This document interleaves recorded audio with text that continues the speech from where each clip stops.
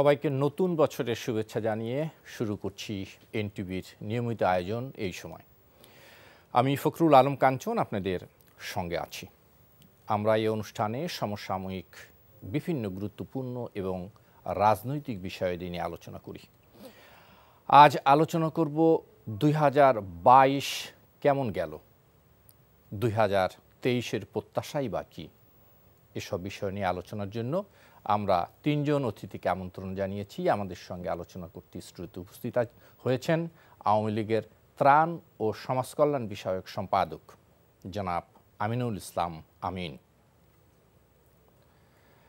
আছেন বিএনপির স্বনির্ভর বিষয়ক সহ সম্পাদক নীলুফার চৌধুরী মনি, এছাড়াও আরও উপস্থিত আছেন জাতীয় পার্টির প্রেসিডিয়াম সদস্য এটিইউ তাজ রহমান। স্বাগত জানাচ্ছি আপনাদের তিনজনকেই।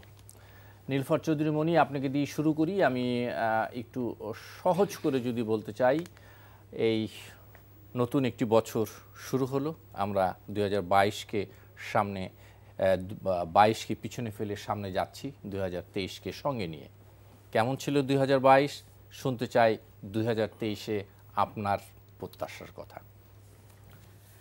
ধন্যবাদ আপনাকে, সবাইকে অভিনন্দন, শুভ নববর্ষ, হ্যাপি নিউ ইয়ার। আমরা খুব উন্নয়নশীল দেশ একটা সময় ছিলাম, উন্নয়নশীল দেশের নাগরিক ছিলাম, সেখান থেকে আমরা এখন দরিদ্রতম দেশের নাগরিক হয়েছি। কেন তা বলছেন? এই জন্যই বলছি, টিসিবির লাইনে আপনি যদি আমাদের লাইনটা দেখেন, মধ্যরাত থেকে মানুষ তার নিজের সময়শ্রম, কর্মশ্রম ঘন্টা বাদ দিয়ে মধ্যরাত থেকে টিসিবির লাইনে মানুষ জড়ো হয়। মধ্যবিত্তরা, যখন একটা দেশের নিম্নবিত্ত থাকে, মধ্যবিত্ত থাকে, উচ্চবিত্ত থাকে, তখন যদি আমি উন্নয়নশীল দেশ হই, তাহলে এখন মধ্যবিত্ত লাইন দিয়েছে রাস্তায় টিসিবির লাইনে, এবং একটা সময় নিরাশ মনে ফিরে যাচ্ছে, পয়সা দিয়েও সে কম মূল্যের জিনিস পাচ্ছে না। তাহলে আমি কি বলবো? আমি অবশ্যই উন্নয়নশীল বলতে পারি না, আমরা এখন দরিদ্রতম জায়গা থেকে কথা বলছি। এখন মধ্যবিত্তরা মোটা চাল খায়, আগে মধ্যবিত্তরা চিকন চাল খেত। আমি যখন কথা বলছি, আজকে 2023 সাল, 2022 সাল আপনার কেমন ছিল এটা যদি আমি বলতে চাই, তার আগে অনেকগুলো কথা আসে। আমি অনেকগুলো এত কথা বলার আপনি আমাকে সময় দিবেন না। আমি এই পার্টি ছোট করে শুনবো, তারপর আচ্ছা আমি ছোট করে, প্রশ্নটা কিন্তু আপনার বিশাল বড়। না, এটা আমি এই প্রশ্নটা শুনবো। আমি 365 2 দিয়ে গুণন করলে যা হয়, এরকম দিনের আপনি কথা বলেছেন। তারপরে আমি চেষ্টা করছি। 2022 সালে দ্রব্যমূল্যের লাগামহীন মূল্য বৃদ্ধির বছর ছিল, এবং ভোজ্য তেল, চালের মূল্য রেকর্ড উচ্চতায় ছিল 2022 সালে। 2022 সালে টিসিবির লাইন দৃষ্টিকটুভাবে বেড়েছিল। 2022 গভর্নমেন্ট হিসেবে মূল্যস্ফীতি 10%-এর কাছাকাছি বলেছিল, গভর্নমেন্টের হ্যান্ডসগুলো বলেছিল, কিন্তু 2022 বেসরকারিভাবে মূল্যস্ফীতি প্রায় 20% চেয়েও বেশি ছিল, বা কম ছিল, বা কাছাকাছি ছিল। 2022 সালে আপনার জ্বালানি তেলের দাম সর্বোচ্চ রেকর্ডে গিয়ে ঠেকেছিল। 2022 সাল শিল্প কারখানায় কর্মী ছাঁটাই চরমভাবে বেড়েছিল। 2022 বিদ্যুৎ ও জ্বালানি সংকট চরমে উঠেছিল। 2022 ক্ষুধা ও বেকারত্বের সর্বোচ্চ বছর ছিল। 2022 ব্যাংক দেউলিয়ার বছর ছিল। ব্যাংক থেকে লুটপাটের সর্বোচ্চ বছর ছিল 2022। 2022 নিম্ন ও মধ্যবিত্ত টানাপূরণের বছর ছিল। 2022 রিজার্ভ সর্বনিম্ন পর্যায়ের বছর ছিল। 2022 ঋণ খেলাপির বছর ছিল। 2022 ডলার সংকটের বছর ছিল। 2022 সর্বোচ্চ দামের বছর ছিল। 2022 বাণিজ্য ঘাটতির বছর ছিল। 2022 ক্রসফায়ারের বছর ছিল।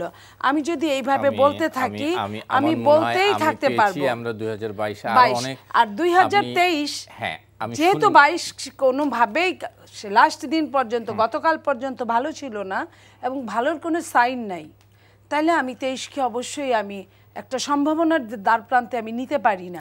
আমরা নিশ্চয়ই আসলে আমরা 2022-এ আরো অনেক কিছু ছিল, আপনি অনেক কিছুই বলতে পারতেন। আপনি বলতে পারতেন পদ্মা সেতু হয়েছে, বলতে পারতেন মেট্রো রেলে আমরা আমরা চালু করেছি, অনেক কিছু ছিল। আমরা মনে হয় শিশুদের খেলনার জন্য মেট্রো রেল চালু করতে পেরেছি। 10 কিলো আর 20 কিলো কোনো মেট্রো রেল হয় না, ওটা একটা খেলা সরঞ্জাম হয়, ওটা একটা রাইড হয়, বড়দের রাইড হয়। মেট্রো রেল বলতে একটা শহর বিস্তরময় এরিয়া, সরি টু সে, বিস্তরময় এরিয়ার নাম হচ্ছে মেট্রো রেল। সমস্ত পৃথিবীতে তাই বলে।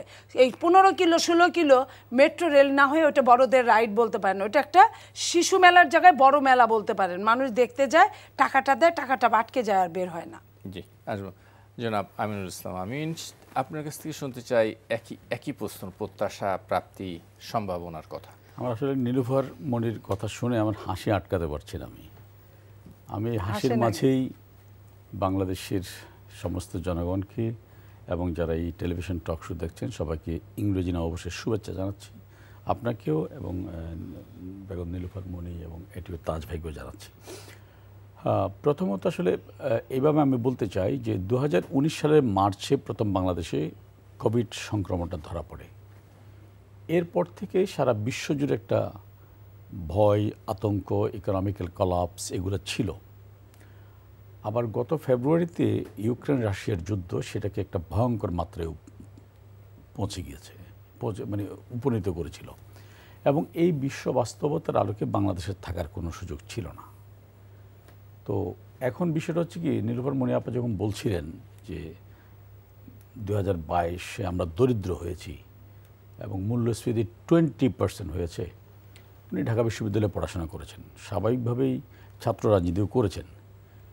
আমরা সবাই কম বেশি দলীয় রাজনীতি করি, অনেকে দলীয় রাজনীতি করতে হতে দলকানা হয়ে যায়।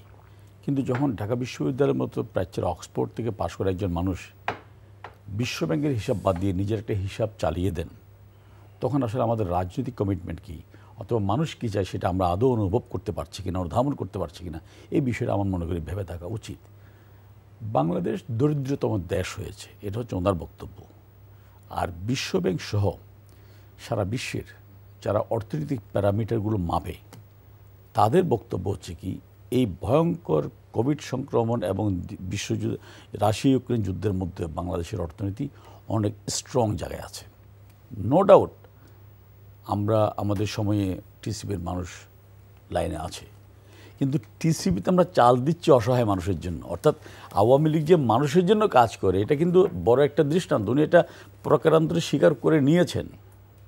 আর উনি কর্মী ছাঁটাইয়ের কথা বলছেন। বাংলাদেশের ছোটো মোটো কথা আমি বলবো না, পৃথিবীর one of the best company হচ্ছে জিএসি, পৃথিবীর one of the best company হচ্ছে আপনার কী বলে এটা ব্রিটিশ এয়ারওয়েজ, সেখানে 60% কর্মী ছাঁটাই হয়েছে।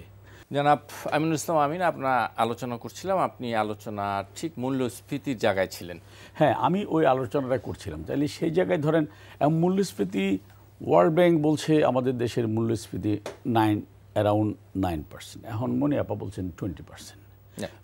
নিজের হিসাব মতে 10-এর কাছাকাছি সরকার নিজের হিসাব মতে, কিন্তু বাস্তবে এটা এখন এই বাস্তবটা উনি রিয়ালাইজ করলেন কিভাবে, কোন পলিসিতে। আমার সারা পৃথিবীতে ইকোনমিক্যাল বিষয়গুলো একটা পরিমাপ করার জন্য একটা কিছু সুনির্দিষ্ট প্যারামিটার আছে, তার ভিত্তিতে হয়। এটা তো কোনো ব্যক্তির ভিত্তিতে হয় না, তাই না? তাহলে যেমন ধরুন এটা মানে হাসিটা আমার এখনো থামাইতে পারছি না যে উনি ম্যাটেরিয়ালকে বললেন যে এটা একটা বাচ্চাদের খেলনা। ঠিক আছে, বাচ্চাদের খেলনা, বড়দের খেলনা আমি মানলাম। তো ওনারা তো, আমি 75-এর পরবর্তী কথা বললাম না, 91, 96-এ 91 থেকে 96, 2001 থেকে 10 বছর এক নাগারে ক্ষমতা ছিল। ওরা একটা শিশুদের খেলনাও করতে পারলো না কেন? কী জবাব দিবে মানুষকে? পদ্মা সেতুর মতো সেতু, তারা বলছে এটা জোড়াতালি দিয়ে বানানো, এখানে কেউ উঠবেন না, উঠলে ভেঙে পড়ে যাবে, কেউ উঠেন না, এটা চোখে দেখে না। আচ্ছা, এখন আপনার এই বিপর্যয়ের মধ্যেও সারা বিশ্ব বলছে যে পদ্মা সেতু শুধু বাংলাদেশের অর্জন নয়, এটা আত্মমর্যাদারও প্রতীক। তো যে রাজনৈতিক দলগুলো দেশের এই অর্জনটাকে স্বীকার করার মতো মানসিকতা নেই, যারা এরকম দলকানা হয়ে যায়, আমার মনে হয় মাঝে মধ্যে আমি ভাবি যে এই কারণে হয়তো আমরা যারা প্রডিউস করি আমাদের কথাগুলো মানুষ সহজে বিশ্বাস করতে চায় না। ব্যাংক লুটের কথা বললেন, ক্রস ফায়ারের কথা, 2022 সালে বাংলাদেশে র্যাবের হাতে একটা ক্রস ফায়ার হয়েছে, প্রমাণ দিক একটা। তাহলে যদি না হয় আপনি এখন আমি যেটা বলছি যে র্যাবের বিরুদ্ধে সবচেয়ে বড় সমালোচক হচ্ছে আইন ও সালিশ কেন্দ্র। তাদের রিপোর্ট র্যাব প্রতিষ্ঠার প্রথম 2 বছরে যখন বিএনপি ক্ষমতা ছিল 743টি বিচার বহির্ভূত হত্যাকাণ্ড হয়েছে। তাহলে যাদের আমলে এই 743টি বিচার বহির্ভূত হত্যাকাণ্ডের কলঙ্ক, তারা যদি বলে 2022 ছিল ক্রস ফায়ারের হিসাব, যাদের আমলে 4.3 ছিল বিলিয়ন ছিল রিজার্ভ, তারা যদি এখন যেটা 36,000 বিলিয়ন রিজার্ভ সেটাকে যদি বলে সর্বনিম্ন, তাও মানলাম। তাহলে যখন 48 বিলিয়ন গেছিল তখন কি অ্যাপ্রিশিয়েট করেছিলেন? তাহলে কি কারণে আপনাদের কথাগুলো মানুষ মানবে, বুঝবে? হ্যাঁ, এটা আমরা অস্বীকার করি না, আমাদের ব্যাংকিং খাতে অনিয়ম হয়েছে, আর্থিক খাতে অনিয়ম হয়েছে। কিন্তু দেখেন, এই আর্থিক খাতে অনিয়ম হওয়ার কারণে ব্যাংকের এমডি থেকে শুরু করে অনেক ক্ষেত্রে ব্যাংকের মালিক, অর্থাৎ বেসরকারি ব্যাংকের মালিক, ওদের মালিকানা যাওয়া, এই সরকার কোন পানিশমেন্টটা নেয় নেই। এবং এতদিন পানিশমেন্ট ম্যাক্সিমাম ক্ষেত্রে কিন্তু তদন্ত কমিটি পর্যন্ত হয়েছে, পানিশমেন্ট পর্যন্ত অনেক ক্ষেত্রেই নাই। না, আপনি এখন বাংলাদেশের বেশ কয়েকটি ব্যাংকের MD DMD still there in jail. একটা প্রসেস বলে আপনাকে, সেটা হচ্ছে কি, ধরেন একটা আসামি, তো সে তো ফাঁসির আসামি তো মুক্তি পাচ্ছে একটা নির্দিষ্ট সময়ের পরে। এখন আপনি যদি মনে করেন সাজা মানে জামিন পাচ্ছে, আপনি যদি মনে করেন যে সাজা মানে ধরে গুলি করে মেরে ফেলা, তাহলে সেটা আমার কথা নেই। কিন্তু সাজা মানে যদি এমন হয় যে কোনো অপরাধীকে আইনের আওতায় এনে তাকে আইনের মুখোমুখি করা, বাংলাদেশে তো এমন কোনো আইন নেই যে রাতারাতি একটা সৌদি আরবের মতো বিচার করে আমি কল্লা ফেলে দিলাম, এরকম বিচার, এরকম সুযোগ নেই। তাহলে আইনের আওতায় আসছে, মানে ইভেন এতদিন আপনারা যে আলোচনাটা করতে সবাই মিলে বাচ্চু, সে বাচ্চুর বিরুদ্ধে দুদক এখন চার্জশিট প্রদান করার সিদ্ধান্ত গ্রহণ করেছে। সুতরাং আমি যেটা বলছি, যে আমি যদি বলি আওয়ামী লীগের আমলে একেবারে কিচ্ছু হয়নি, সব তুলসী না, লিমিটেশন আছে। কিন্তু এই লিমিটেশনের মধ্যেও আওয়ামী লীগের অর্জনগুলো আমি মনে করি আমাদের জন্য অনেক বেশি আশাপ্রদ, অনেক বেশি সম্ভাবনাময়।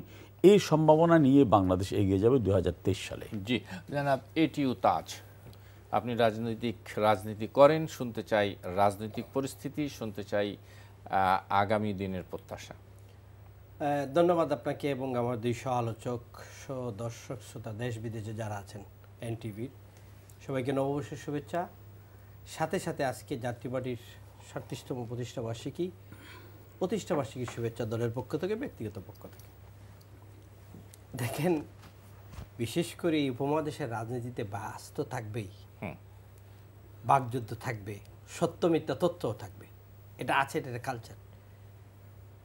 কখনো আমরা রাজনীতি করি জনগণের জন্য, কখনো করি নিজের জন্য। যখন বেশি জনগণের জন্য রাজনীতি হবে তখন সেই রাজনীতিতেই মানুষ ভালোর খাতারে নেবে। বাট আমাদের এই দেশে, আমার দল বলেন, আওয়ামী লীগ বলেন, বিএনপি বলেন, আমরা দলকে রিপ্রেজেন্ট করি, এর বাইরে আর কিছু দেখতে পারি না, কারণ আমাদের কালচারটা এমনভাবে হয়ে উঠেছে। 2020-21 করোনা মহামারী ছিল, সারা দুনিয়া লন্ডভন্ড ছিল, কেউ চিন্তা করিনি আমরা কীভাবে হয়েছিল। আপনি আমি আজকে এখানে বসে টকশো করছি, সেটাও আল্লাহ রাব্বুল আলামিনকে অনেক শুকরিয়া। 20 ছিল কিন্তু ইউক্রেন ওয়ার। এখন বিশ্ব পরিস্থিতির, আমি সেদিন গার্ডিয়ানের রিপোর্টটা দেখলাম একদিন আগে, তারা বলছে যে ব্যাংক অফ ইংল্যান্ড বলছে যে ক্রাইসিস এখন দেখছি আমরা, তার চেয়ে আরও ওয়ার্স হবে market itself and the economy. European Union সব এখন বেইল আউট করছে তারা দেশের সব কিছুতে। এই অবস্থায় সারাটা দুনিয়া টালমাটাল অবস্থা। ইউক্রেন যুদ্ধটা কিন্তু করোনার চেয়ে ভয়াবহ হয়ে যাচ্ছে। কারণটার পিছনে কারণটা হলো ইউক্রেন থেকে, এটা এই আলোচনা আছে, একটু বড় হয়ে যাবে, আমাদের সংক্ষেপ করি। আমার রাজনীতি নিয়ে একটু কথা বলি। আমার রাজনীতি, আপনার বাংলাদেশের রাজনীতির কথা বলছেন। বাংলাদেশের রাজনীতিতে দুইটা বলয়, একটা হলো কেয়ারটেকার বলয়, একটা হলো কেয়ারটেকার চাই না বলয়। সেই বলয়ের দিকে বাংলাদেশের মানুষ এখন কি চাচ্ছে, মানুষের পালসটা কি? আওয়ামী লীগকেও রিজেক্ট হলে চলবে না, বিএনপিকেও রিজেক্ট হলে চলবে না। একটা জায়গায় আসতে হবে, এই একটা সমাধানের রাস্তা আমরা দেখতে হবে। যদি সমাধানের রাস্তা আমরা না করি তাহলে এই দেশে আবার জঙ্গিবাদের উত্থান হতে পারে, এ দেশে আবার তৃতীয় পক্ষ উত্থান হতে পারে, এদেশে মারামারি হবে, সংঘাত হবে। আমি আজকের এই 2023-এর প্রথম দিনে এটা আশা করি না, বাদে আমার মনের মধ্যে শঙ্কা আছে, কিন্তু আশা করি না। আমি আশা করি দুটো রাজনৈতিক দল একটা জায়গায় বসবে, একটা সমঝোতায় আসবে, যে সমঝোতাটা বাংলাদেশের মানুষ চাচ্ছে। বাংলাদেশের মানুষ, সাধারণ মানুষ, রাজনীতির বাইরে যারা আছে, তারা মনে করে না সংঘাত কোনো সমাধান হবে, রাস্তায় কোনো সমাধান হবে, মারামারিতে কোনো সমাধান হবে। বাট ইনফ্যাক্ট রাজনীতি কোনো সমাধান আমাদের দেশের রাজনীতিতে সহজে টেবিলে হয় নাই, রাজপথেই বেশি করা হচ্ছে। সংঘাত, মারামারি, গাড়ি আগুন, জ্বালাও পোড়াও, এই দেশের রাজনীতি আসে। আমাদের 90-তে তো আমাদের বিরুদ্ধে তাই করেছেন আমাদের দুই বন্ধু দল সহ সবাই মিলে। সেই সংঘাতের রাজনীতি কি 32 বছর পরে আপনারা যার জন্য আন্দোলন করলেন, আমাদের সময় বললেন ইলেকশন ঠিক নাই, সুশাসনের ঠিক নাই, আপনার দলীয়করণ করা হচ্ছে সব কিছু, এখন সেই একটি জায়গায় এসে আজকে 22 সাল গেল, আমরা সেটাই সব দলগুলো মিলে বলছে যে সুশাসনের অভাব আছে, দুর্নীতি হচ্ছে, দ্রব্যমূল্যের ঊর্ধ্বগতি হচ্ছে, মানুষের না বিশ্বাস নিচ্ছে, সাধারণ জীবনযাপন মানুষ নিতে পারছে না, এটা আছে, সাথে সাথে ডেভেলপমেন্টও আছে, এটা অস্বীকার করার সুযোগ আসবো আপনার কাছে, আবার আসবো। জি, নির্ভর চৌধুরী মনি, আপনি বলছিলেন, আবার একটু শুনে অন্য প্রসঙ্গে যাব। আমি যে কথাগুলো বলছিলাম তখন হতে পারে যে প্রতিদ্বন্দ্বিতার জন্য প্রতিদ্বন্দ্বিতা করা, প্রতিবাদের জন্য প্রতিবাদ করা, এটা আমিন ভাই ঠিক আছে, কিন্তু আমিন ভাই যদি বিবেক সম্পন্ন মানুষ হন তাহলে বিবেক থেকে উপলব্ধি করবে যে আমি যেটা বলেছি, কারণ একসঙ্গে আমরা একসময় যুগপৎ আন্দোলন করেছি, কিছুটা হলেও তো আমরা একজন আরেকজনকে চিনি, একদল আরেক দলকে জানি। তো আমি বিবেক সম্পন্ন হলে এটা বলবে যে হ্যাঁ সে তার জায়গা থেকে ঠিকই বলেছে। কারণ আমাকে যদি আপনি বিরোধী দল বলেন তাহলে আমি তো ছায়া সরকার, আমি যা বলবো ওইটা ফলো করলে সরকারের অনেক ভালো হতো, কিন্তু সরকার তো ওইটা ফলো করবে না। সরকার যদি ওইটা ফলো করে তাহলে কারি কারি টাকা, লক্ষ হাজার কোটি টাকা বিদেশ পাচার কিভাবে করবে, কিভাবে আপনার করবে, কি বলে যে বেগমপাড়া শেখপাড়া বানাবে। আপনাকে আমি একটা কথা বলি যে হঠাৎ করে দেশের যখন এই অবস্থা, নাজুক অবস্থাটা কিন্তু একদিনে হয় নাই, প্রথম থেকেই কিন্তু 22-21 থেকেই, হ্যাঁ ওনার একটা কথা ঠিক যে করোনা হয়েছিল, এটা অস্বীকার করার মতো না, এটাও একটা কথা, কিন্তু এই করোনার সময় কিন্তু বাংলাদেশের প্রধানমন্ত্রী মাননীয় উনি কিন্তু বারবার একটা কথা বলতেন, না না পৃথিবী যখন চরম খারাপ অবস্থা আমরা তখন ভালো করছি, তখন আমরা কিন্তু আমি বলতাম টকশোতে যে আমাদের দেশে প্রবলেমটা হয়েছে কি, আমাদের মানুষগুলো যারা বাইরে খাটে, যারা আমরা যাদের রেমিটেন্স আমরা চলি, তাদের চাকরি একবারে করোনার জন্য চলে গেছে, একবারে চাকরি চলে যাওয়াতে এককালীন তারা টাকা পেয়েছে, এই এককালীন টাকাগুলো তারা বাংলাদেশে পাঠিয়েছে, কারণ তারা তাদের লাস্ট ডেস্টিনেশন তো বাংলাদেশে, সেটা তখন কিন্তু রেমিটেন্স বেশ ফ্লু করেছিল, সেই ফ্লুর সময় তখন যদি ওই টাকাগুলোকে সুন্দর করে ডিস্ট্রিবিউট করা যেত, রক্ষণাবেক্ষণ করা যেত, লাইক আপনার দেখেন যে গত সেপ্টেম্বর মাসে ইসলামী ব্যাংক থেকে তিনটা ব্যক্তিকে যাদের বয়স 24 বছর, 30 বছর, 29 বছর, যাদের কোম্পানির বয়স 14 দিন, 20 দিন, 30 দিন, তাদেরকে 900 কোটি টাকা, এটা নট এ জোক, সরকার যখন চলতে পারে না, আজকে যখন 4-5 মাস যাবত বলা হচ্ছে রেমিটেন্স চরমভাবে নিম্ন দিকে ধাবিত হচ্ছে, যখন বলা হচ্ছে যে এলসি খুলতে পারছেন না, যখন বাংলাদেশ গভর্নমেন্ট বলছে, গভর্নর বাংলাদেশ ব্যাংকের, যে আমি নভেম্বর থেকে এলসি খুলতে পারবো, নভেম্বরে বলছে যে আমি জানুয়ারি থেকে আমি এলসি খুলতে পারবো, এলসির যখন হ্যাঁ কোনটা জীবন বাঁচানোর যে এলসিটা, সেটা কিন্তু এলসি না। বাংলাদেশ তো সেই দেশ যে সকালবেলা টুথপেস্ট থেকে শুরু করে রাতে ঘুমানো পর্যন্ত যে বালিশটাই আপনি ঘুমাবেন সেটাও আপনার বিদেশ থেকে আনতে হয়, আমদানি করতে হয়, নইলে একটা বালিশের দাম 10,000 টাকা হয় কেমনে? হ্যাঁ, তো এই যে এলসি নির্ভর একটা দেশে এলসি বন্ধ, আজকে ডলার নাই, সেই জায়গায় তারা যদি ওই সুশৃঙ্খলভাবে ওই রেমিটেন্সগুলো আমাদের ঠিকমতো ইউটিলাইজ করতো, আজকে আমাদের এই অবস্থাটা হতো না। আরও কি করেছে সরকার তৎক্ষণাৎ সরকার এই টাকাগুলো পাচার করার সহযোগিতা করার জন্য, আমি আবারও জোরের সাথে বলছে একজন ব্যক্তি আগে বাংলাদেশ থেকে বিদেশ গেলে $5,000 পর্যন্ত সর্বোচ্চ নিতে পারতো, সরকার বলল $10,000 পর্যন্ত নিতে পারবে, গেল এক নাম্বার। আমি যখন হাতে করে $10,000 নিতে পারবো, মানে $10,000 মানে প্রায় 11 লক্ষ টাকা বা তারও বেশি টাকা। আর যখন একটা স্টুডেন্ট পড়তে যায়, সে যখন $10,000 নিতে পারবে, 2022 সালের প্রথম দিকে 20,000 স্টুডেন্ট বাংলাদেশ থেকে বিদেশ পড়তে গেছে, 20,000 স্টুডেন্টকে আপনি $10,000 দিয়ে গুণন দেন, যে হাতে করে টাকাটা নিতে পারে, হাতে করে, ফাইলের টাকা কিন্তু আলাদা, একটা স্টুডেন্ট এমনিই নিতে পারবে, যে কেউ নিতে পারবে, তাহলে আপনি গুণন দেন কত মানুষ বিদেশ গেছে, ওই মানুষগুলা দিয়ে 10,000 না গড়ে 5,000 দিয়ে গুণন দেন, কি পরিমাণ ডলার এই দেশ থেকে বাইরে চলে গেছে। এই জায়গাটায় আমি বলতে চাই আপনাকে, আমি আপনার কথায় সরে আসলাম ওখান থেকে, বাংলাদেশের এখন এই অত্যাধুনিক পৃথিবীতে দেশগুলোর 3টা পিলার থাকে, শক্তিশালী 3টা পিলারের, একটা হলো রাজনৈতিক পিলার, 2 হলো অর্থনৈতিক পিলার, 3 হলো কূটনৈতিক পিলার। যেহেতু জিও পলিটিক্সের উপর এখন পৃথিবী চলে, এই জিও পলিটিক্সে কূটনৈতিক পিলারটা একটা মারাত্মক এই মুহূর্তে কাজের পিলার। 3টা পিলারেই আমরা দেউলিয়া, বাংলাদেশের সরকার 3টা পিলার থেকে দেউলিয়া। এখন প্রতিবেশী দেশে যদি আপনার কাছে হয় সেটা আমি বলবো না, একটা দুইটা কি হলো তারা শোষণ করার জন্য যদি হয় সেটা আমি বলতে চাই না। আপনি 3টা পিলারের মধ্যে আপনার একটা এক্সাম্পল দেই, কয়েকদিন আগে রাশিয়ার একটা জাহাজ আসছিল আমাদের এখানে মাল দেওয়ার জন্য, সেটার উপর নিষেধাজ্ঞা ছিল। বাংলাদেশের জন্য যে জাহাজের উপর নিষেধাজ্ঞা, তার মানে সমস্ত পৃথিবীর উপর আমেরিকার নিষেধাজ্ঞা ওই জাহাজে, কিন্তু ওই জাহাজ কিন্তু ইন্ডিয়াতে ভিড়েছে। ইন্ডিয়ার সাথে কিন্তু আমেরিকার সবচেয়ে ভালো সম্পর্ক। যদি ইন্ডিয়াতে ওই জাহাজ ভিড়াতে যদি আমার দেশের মানে ইন্ডিয়ার সমস্যা না হতে পারে, তাহলে আমার দেশের কিভাবে সমস্যা হলো আমি তো এটা জানতেই পারি। এই আলোচনাটা একটু লম্বা হয়ে যাবে। আমি ঠিক আছে এখান থেকে সরে আসলাম। আমি মনে হয় জনগণকে কিছুটা আজ দিতে পেরেছি। আমি এখন বলতে চাই যে এই যে ট্রিপল ব্যাংকারাপসি হয়েছে 2023 সালে, যেটা এখন ব্যাংকারাপসি, কিন্তু এখন আমরা ওয়েট এন্ড সি দেখবো, খালি কোনটা কোনটা ধাপ ধাপ করে পড়ে যাচ্ছে। এই ট্রিপল কারাপসির জন্য কিন্তু এই 3টা সাবজেক্ট যেটা বললাম, রাজনৈতিক দেউলিয়া, অর্থনৈতিক দেউলিয়া এবং কূটনৈতিক দেউলিয়া, মারাত্মকভাবে কাজ করছে, যেটা আমরা সম্পূর্ণভাবে এই মুহূর্তে আমরা দেউলিয়া। একটা দেশ তাহলে কিভাবে চলে, একটা দেশের সভরেন্টি কিভাবে চলে, যে দেশের আমার দেশের জাহাজ 10 দিন আগে, 7 দিন আগে, 15 দিন আগে এসে লাইনে থাকবে। আর যদি কোনো বিশেষ কোনো দেশের জাহাজ এসে যদি শোনেন, বিশেষ কোনো দেশের যদি মাল নামানোর জন্য, আমি বলছি মাল নামানোর জন্য আমার দেশের যে মাল নিয়ে আসছে, যে দেশেরই হোক না কেন, আমার দেশের মাল, সেটা তো আমি অগ্রাধিকার ভিত্তিতে আমি আগে ছোটাতে পারবো, তা না। অন্য দেশেরটা আগে ছাড় দিয়ে আমাকে রাস্তা করে দিয়ে তাদের নেওয়া শেষ হলে সময় থাকলে আমারটা নিবে, নইলে মাসের পর মাস আমাকে পড়ে থাকতে হবে। এটা কতটা দেউলিয়াপনার একটা অংশ। আমার নিজের পরিচয় গোপন রেখে, রং পাল্টিয়ে, নাম চেঞ্জ করে একটি স্যাংশনভুক্ত জাহাজ, আমি কিন্তু ওই জাহাজের কথা বলছি না এখন, আমি বলছি নোঙ্গর করা জাহাজ, যেগুলো মাল টানে। আপনি ওটা কিন্তু আগে আউট করে দিয়েছেন।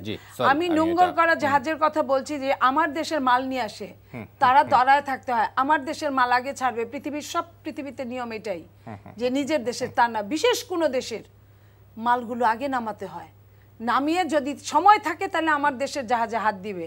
আমার দেশের শুল্কের মানুষগুলো, শুল্কের ব্যক্তিগুলো, শুল্কের অফিসারগুলো, তাহলে আমি কতটুকু আমার সার্বভৌমত্ব নষ্ট হলে এটা হতে পারে।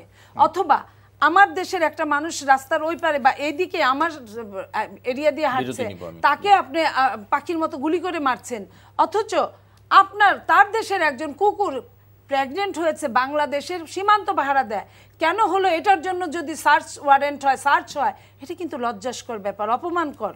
এটা অপমানকর আমি মনে করি, যে আমার দেশের মানুষগুলোর দাম নাই, অথচ একটা কুকুর কিভাবে কখন প্রেগনেন্ট হলো, তাদের দেশের প্রশিক্ষিত কুকুর, সেটার জন্য যদি বাংলাদেশকে দায়ী করে যদি তদন্ত রিপোর্ট হয়, আমি আজকেই পড়লাম, এটা আমার কাছে খুব হাস্যকর মনে হয়েছিল। সেই দেশে আমি কোন দেশে বাস করি, আমার সার্বভৌমত্ব কোথায়? আজকে বছরের প্রথম, মাসের প্রথম, আমি জাতির জন্য আপনার মাধ্যমে বলছি, আমার সার্বভৌমত্ব কোথায়? আমিনুল ইসলাম, আমি আপনার কাছ থেকে সরাসরি কিছু কথা শুনতে চাই। সেটা হলো 2023 সালকে বলা হচ্ছে নির্বাচনের বছর, তো এই 23 সালকে কেমন দেখতে চান? আমি নির্বাচনে যাওয়ার আগে আমি আসলে প্রায় 12-14 বছর টক শো করছি, বাট আমার মনে হচ্ছে আমি আজকের টক শোর মতো মজা আর পাবো না। নীলোফার একটা চমৎকার কথা বলেছিলেন, যে মানে উনি শুরুতে আমি বলেছিলাম যে হাসি থামাতে পারছি না, উনি যে জায়গাটা শেষ করছে, আমি বলছি কি, উনি বিবেকের কথা বলছেন, যে বিবেক যদি জাগ্রত থাকে, তো যখন আমি কোথাও যাব, একটা কথা বলবো, আমি তো নেতা, নীলোফার আপাতত বিএনপির জাতীয় নেতা, তাই না? হ্যাঁ, তাহলে আমাকে তো একটা জেনেই কথা বলতে হবে, তাই না? যেমন ধরেন উনি কুকুর প্রেগনেন্ট হয়েছে, কাদের কুকুর? ইন্ডিয়ানদের কুকুর। কোডমিন করে হয়েছে কোথায়? ইন্ডিয়ান বিএসএফ সদস্যদের উপরে। তো এখানে আমাদের কি করা হচ্ছে? বাংলাদেশের সীমান্তে, আমি ওইটাই বলছি, যে সীমান্তে এটা আমাদের, এটা তো ইন্ডিয়ান গভর্নমেন্ট, ইন্ডিয়ান বিএসএফ এর কর্মকর্তা, যার দায়িত্ব ছিল কুকুরটা লুক আফটার করার, কিভাবে তার অবহেলায় এটা প্রেগনেন্ট হলো, সেটা কি এমন কি হয়েছে যে কোডম ইনকোয়ারি করেছে তাদের উপরে, বিএসএফ এর উপরে? তো এটার সাথে আমাদের সরকারের ব্যর্থতাটা কোথায়?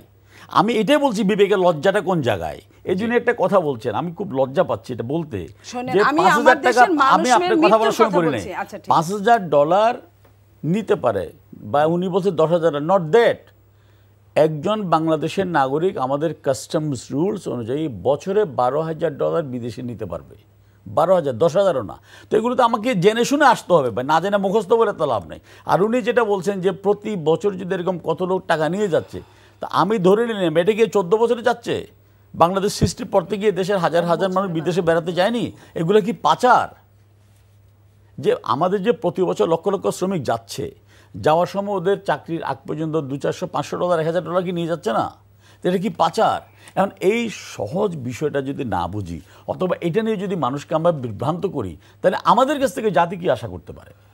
আমি বলি, আসলে আমি বিএনপির কাছ থেকে চেয়ে বেশি আশা করি না। কারণ কি, যে নেতা সাবমেরিন কেবলের গুরুত্ব অনুধাবন করতে পারে না, যিনি বলেন যে সাবমেরিন কেবলে আমরা সংযুক্ত হলে আমাদের সিক্রেসি নষ্ট হয়ে যাবে, যে নেতা বলতে পারে যে জোড়া তারে দিয়ে পদ্মা সেতু এখানে উঠবেন না, যারা বলতে পারে যে বড়দের খেলনা হচ্ছে মেট্রো রেল। আচ্ছা ভাই, আমারে বলেন তো, মেট্রো রেলটা যদি আমি প্রথমে 1 ইঞ্চি না করি তাহলে 1 ফুট কেমনে হবে? 1 ফুট যদি না করি তাহলে 1 গজ কেমনে হবে? 1 গজ যদি না করি এটা 1 মিটার কেমনে হবে? পূর্ণাঙ্গ মেট্রো রেলটাকে চালু না, মানে সম্পূর্ণ না করেই শুধুমাত্র একাংশ চালু করে দিয়েছেন। একাংশ থেকে শুনেন, একাংশ যেমন ধরেন, আমি বলি আপনাকে, যখন উত্তরা থেকে রোডটা হচ্ছিল আমরা একাংশ চালু করে দিয়েছি, ওই জায়গার মানুষগুলো কি রিলিফ হচ্ছে না? মেট্রো রেলের এই 18 কিলোমিটারের মধ্যে মানুষের যে উচ্ছ্বাস, এইটা যারা দেখে না, এটা যাদের চোখে পড়ে না, আমার এদের জন্য করোনা ছাড়া কিছুই নেই। এবং আমি মনে করি যে লিডারশিপ এটা চায়, আমি আরেকটা তথ্যবহুল কথা বলি, যদি এই তথ্যটা মিথ্যা হয় আমি রাজনীতি করব না। গত বছরে আমাদের অর্থনৈতিক প্রতিদ্বন্দ্বী দেশ ভিয়েতনাম $336 বিলিয়ন এক্সপোর্ট করেছে। এর মধ্যে শুধু $52 বিলিয়ন এক্সপোর্ট ছিল শুধু স্যামসাং মোবাইল বিক্রি করে। এই স্যামসাং কোম্পানি 2004 সালে বাংলাদেশে এসেছিল ইনভেস্ট করতে। সেই সময় যদি ভাইয়া এবং ভাইয়ার বন্ধুর কমিশন বাণিজ্য না হতো, তাহলে তারা বাংলাদেশে ইনভেস্ট করতো। এই ইনভেস্টমেন্ট আজকে বাংলাদেশের অর্থনীতিতে হতো। এখন যারা এই কাজ করছে, তারা যখন বাংলাদেশের অর্থনীতি আতঙ্ক প্রকাশ করে, এবং একটু আগে যে একটু তার সাহেব বলছিলেন যে গার্ডিয়ান পত্রিকার রিপোর্ট, আজকে বিশ্বের একটি দেশ আমাকে দেখাক, আমি রাজনীতি করব না, যে দেশের মূল্যস্ফীতি হচ্ছে না, মুদ্রাস্ফীতি হচ্ছে না, কর্মী ছাড়াই হচ্ছে না, মানুষ লাইনে নেই। গত 40 বছরে আমেরিকা আর ব্রিটেন কিন্তু আমাদের কল্পনার বাইরের জায়গায় এখনও। সেই দেশে গত 40 বছরের মুদ্রাস্ফীতি আজকের পর্যায়ে ছিল না। Is all a reality. কিন্তু এরপরে উনি ধরেন করোনা নিয়ে বলছেন, আচ্ছা আপনি বলেন, শেখ হাসিনার দূরদর্শী এবং যোগ্য লিডারশিপ না থাকলে বাংলাদেশ সারা পৃথিবীতে করোনা নিয়ন্ত্রণের 5th অবস্থানে কীভাবে গেল? এটা কি আমাদের কেউ ঘোষণা করেছে নাকি ওয়ার্ল্ড হেলথ অর্গানাইজেশন থেকে সিদ্ধান্ত এসছে? তাহলে এখন ভাই আপনি সমালোচনা করেন, আমি আই ডু লাইক ইট। আপনি এর মধ্যে বলেন যে আমরা 4 নম্বর কেন হইলাম না, সেটা বলেন, আই ডু এগ্রি। কিন্তু আপনি যখন সব কিছুতেই এইভাবে অযৌক্তিক ইরেশনাল কথা বলে আবার আমাকে বলবেন যে বিবেক তাহলে আমিন ভাই এটা করতে পারে না, অবশ্যই আমি সমালোচনাকে অ্যাপ্রিশিয়েট করি। কারণ আমি মনে করি আমি কোনোদিন পরিশুদ্ধ নই, পৃথিবীর কোনো মানুষ পারফেক্ট নই, মানুষের মধ্যে লিমিটেশন আছে, সমালোচনা সহ্য করার মানুষের কথা আমি আসছি সহ্য। এখন 23-এর বছর, ডেফিনেটলি 24শে জানুয়ারি 3 নির্বাচন হবে, যদি আমাদের সংবিধান যে সিদ্ধান্ত দিয়েছে সে অনুযায়ী যেন আমরা আগাই। এবং এই নির্বাচনের বছরে আমাদের মূল টার্গেট হবে আমাদের দলের জনসম্পৃক্ততা আরও বেশি বাড়ানো, এবং আমাদের পিছিয়ে পড়া যে বিশাল জনগোষ্ঠী এখনও আছে, এই ক্রাইসিসের মধ্যেও তাদের জন্য সর্বোচ্চটা করে আগামী নির্বাচনে নৌকার বিজয়কে নিশ্চিত করা।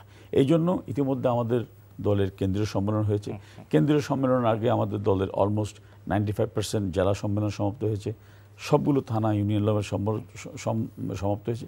এবং এখানে আমাদের যে প্রাণ চাঞ্চল্য তৈরি হয়েছে আমরা নেতাকর্মীদেরকে নিয়ে এই জায়গাটা, সেটি আপনি দলের, আপনার দলের। কিন্তু আমি যদি একটু পরিসংখ্যানের দিকে যাই, আইন ও সালিশ কেন্দ্র বলছে যে 2022 সালে 74টি রাজনৈতিক সংঘাত করেছে শুধু বিএনপি এবং আওয়ামী লীগের 74টি। তো আগামী বছর আমাদের প্রত্যাশা কি? না দেখুন, আমাদের দেশের, আমি যদি সত্য কথাটা বলি, আমাদের দেশের রাজনৈতিক যে কালচার, এখানে আমি যদি বলি যে আমাদের দেশে কোনো রাজনৈতিক সংঘাত হবে না, এটা একটা অলিক স্বপ্ন। সেটিকে আরো কম হোক, পরিবেশ সুন্দর হোক, সেটা কমানোর চেষ্টা আওয়ামী লীগ একা করলে হবে না, বিএনপি একা করলে হবে না, জাতীয় পার্টি একা করলে হবে না। এখানে অনেকগুলো কম্পোনেন্ট জড়িত, অনেকগুলো অংশ পার্ট এখানে ইনভলভ, সবাইকে সেই উপলব্ধিতে আসতে হবে। তবে আপনি ৭৪টা বলছেন, আমরা তো ভাই 2001 থেকে 2005 বছর তো আওয়ামী লীগ অফিসের বাইরে বেরোতে পারিনি। আনিস তখন তো কোনো রিপোর্ট দেয় না। বাট আমি বলছি কি, হ্যাঁ আমি যেটা বলছি যে ডেফিনেটলি এটা ৭৪টি সংঘাত হয়েছে, ৭৪ জন মানুষও যদি আহত হয়, সেটাও কাম্য নয়, সেটাও কাম্য নয়।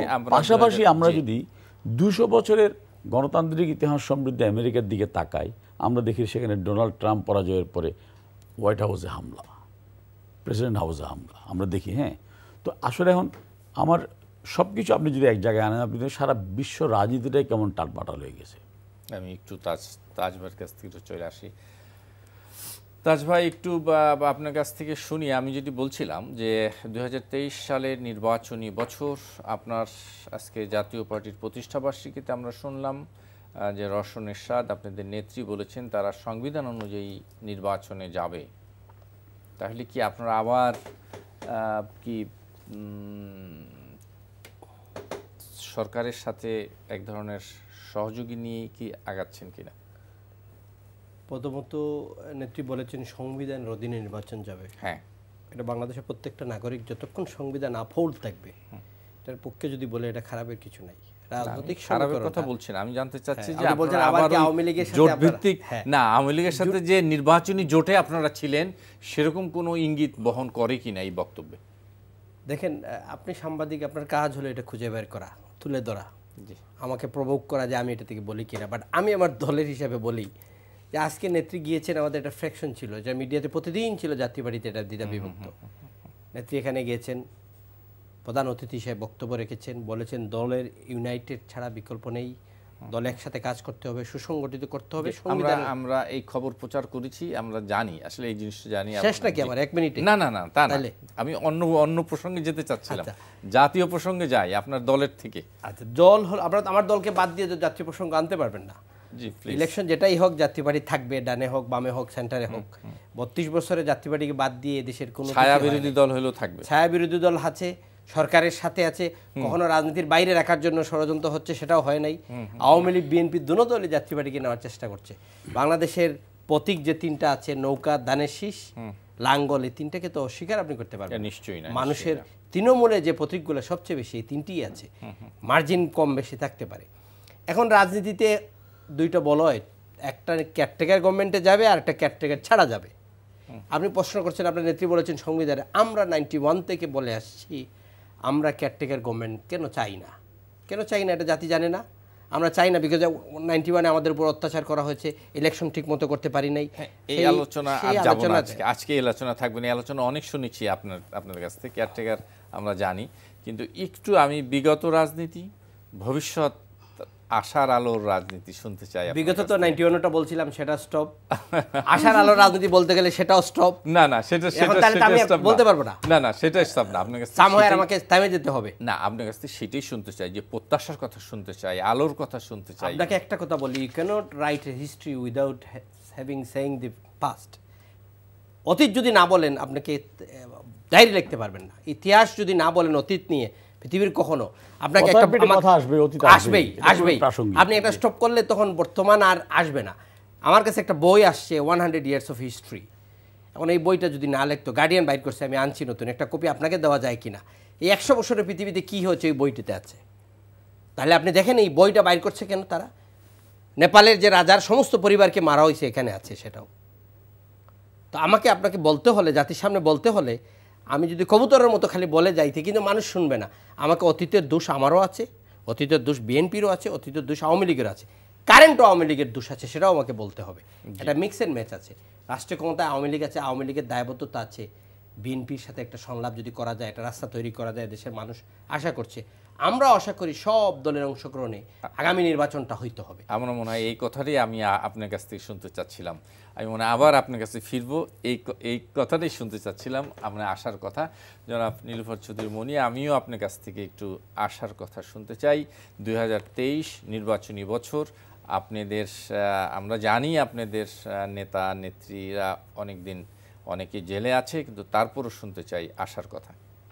জি দেখেন, 2023 নির্বাচনী বছর, সেটা হওয়ার আগে দেখেন, খারাপ কিছু হওয়ার আগে ভালোর জন্য কিন্তু আলোচনার বিকল্প হতে পারে না, ভালোর জন্য ঘর গোছানোর বিকল্প কিছু হতে পারে না, ভালোর জন্য 10টা ভালোর জন্য একটা যদি কিছুটা মন্দ হয় সেটাও কিন্তু মানান কথা। এবং ভালোর জন্য মানুষের মঙ্গলের জন্যই কিন্তু মানুষের মঙ্গলের জন্যই আপনার সংবিধান, সংবিধানের জন্য মানুষ না।